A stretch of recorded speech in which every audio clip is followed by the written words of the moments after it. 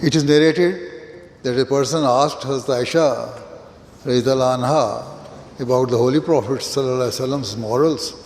In reply, she asked, "Have you not read the Holy Quran?" The Holy Prophet's character was the Holy Quran.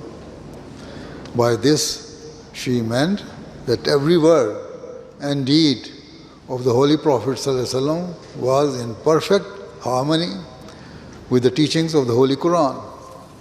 So, it is the noble example of the Holy Prophet ﷺ that we should always try to follow. Only then can we live as a true Ahmadi Muslims.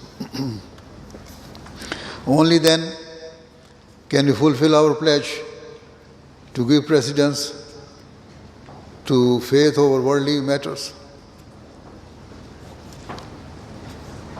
Only then can we assist in the divine mission of the Prophet Messiah, alayhi salatu wasalam.